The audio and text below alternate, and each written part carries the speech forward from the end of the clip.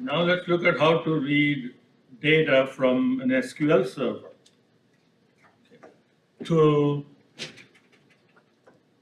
run SQL server, you have to install a library called so MySQL. So we're going to use MySQL server, mysql.connector.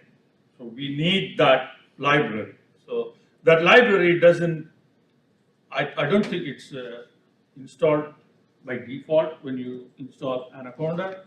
So you have to first install it. And this is the command that will install pip space install space the name of the library. So you run this line of command, then it will go fetch the library and it will install it. Okay. Now once that is done, then you have to import MySQL connector, mysql.connector. So run that, make sure that it is done. So now we can start using the MySQL connector. And I did clean this up a little bit. Okay, there are some extra pieces of code. So this is when you have a local server. So you'll use a local host and password and all that. So it's not, I don't have a local host, so I don't need that. X that out. Okay. And I think you may have one with the username equal to Dileepan. Again, that's also old. Delete that also. I should have cleaned it up, and for some reason, I did. Okay. Now, this is the code that you need to connect to SQL server. So you start with mysql.connector. So that's your library. From that library, you have the connect function. So .connect, then you'll have the pair of parentheses, and in between, you have to give the URL of the host. So we're going to use the College of Business SQL server called cobsql.utc.edu. So that's where the server resides. Okay, and I have created a read-only username for students to use. So it is Chinook db-read-only. And the password for that user is this. Okay, and then you have access to one database. If you have more database, you have access to that, then you can give the name of the database. Okay, so now you run this, and if you print db, it will give you the connection. So it will give you the object that can then be used to access data. Okay. Go ahead and run it and see whether you're able to run it. Now, if you're using this in campus, then there is no problem. But if you're going to try to access it off campus, then you have to have the UTC VPN. There is a set of instructions that you can follow in the IT webpage, how to set up VPN. It's not very difficult. It's quite straightforward. You have to run the VPN, then only you'll be able to connect to the database from off campus. Okay. Once you have that connection done, then we can get, okay, so here is the code to get a list of tables, list of databases. Okay. So here we have, this is the name that we give. Okay. And db.cursor, that's the function. So now you set db.cursor to a name, and then you execute, and here is where you have your SQL code. SQL, you can have any SQL code inside the execute. So now I'm executing db underscore cursor, show databases. So that's going to connect to the databases.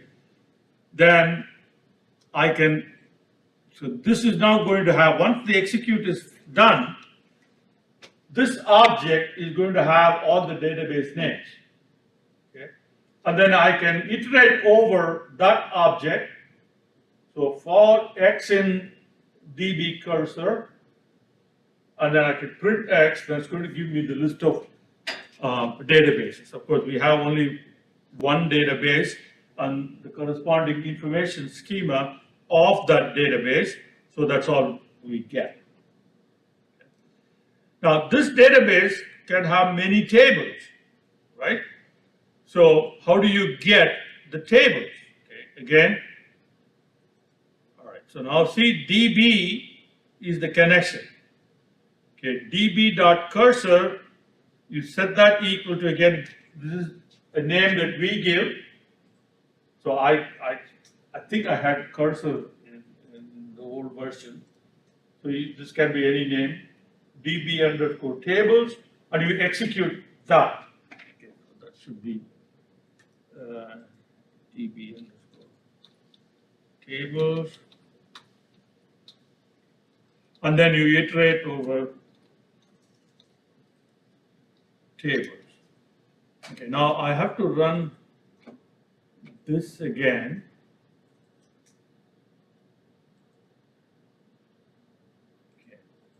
Okay. I have to run db again, and then you run that. Did I miss anything? Oh, there is a R there. Okay, so now that gives me the list of tables in that database. Okay. Now, I want to access one of those tables. Okay. So again, you set that, and then, okay, whatever name that you have here, you use that name and do execute, and inside execute you have an SQL code. So here, I want to select, I don't know how many of you have had your database class already? Have you? Anybody? No. All right, so you'll have a full course length, database, all aspects of database later in the database class. But this is a code that we use to fetch, okay, all, the star means all. Select all records from that one of, whatever, you have to have a table in the database. So what we're trying to do is we're trying to get all the records from customer. And then db cursor now has been executed, this db cursor, and you use the fetch all, that will fetch all the records, so you'll put it into customer. Okay. So you set the cursor up, and then you execute the cursor with the code, with the SQL code, and then you fetch all. It's going to get all the records from the table. But it's going to bring the records as a list. Okay. But what we want is a data frame. So convert the list to a data frame, then you use the pd.dataframe. Of course, you can use this code here itself. Okay, you can do pd data frame of that, then it will bring it as a list and then convert it as a database, data frame, and save it. You can use just one line of code for that. So now you do that, then you get your data frame. Okay. Now, the problem is, okay, the column names are not there. This list will not have column names. It will only bring the data. Column names are not there. So how do you get extracting column name? How do you extract column names? Okay, so column names are in what is called a description object. So the same cursor that we executed DB cursor, right? Whatever that we used here, we used the same object description and we iterate over through that. Okay, so this is list comprehension. And the first item, okay, if you look at DB description, so this is what you see, this is a list and it has the name of the column and then metadata about that column from the database. So database keeps a lot of information about that column. And the very first item is the name of the column. So what we want is we want to iterate through this list, okay, this description, and then get the first item out of it. The first item is the column name. So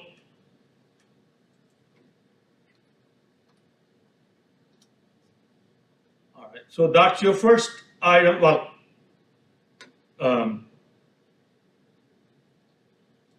and then the first item of that will give you customer ID. So this is what we are iterating over. So I in DB description will iterate over the first time around, it will be this first row. The entire first row will be the first value of I. I in DB cursor description, first time it will be that. When we take the first item of I, which is the customer ID. Second time around, it will be this row, the entire row. Then we're going to pick the first item from that row, which is the first name, right? And so on. So we're using list comprehension to build these names as a list, and there you have it. Now we can assign that, okay, to the column name. So DF customer columns equal to the column names that we have built from list comprehension. So once you have that, then, okay, so there you go. So the names now have been inserted into the data frame.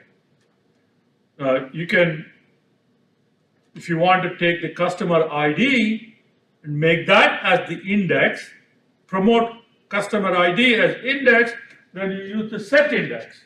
So df customer.set index customer ID. Now set index is not permanent, and therefore you have to use in place equal to true. So in place equal to true will make the customer ID permanently the index.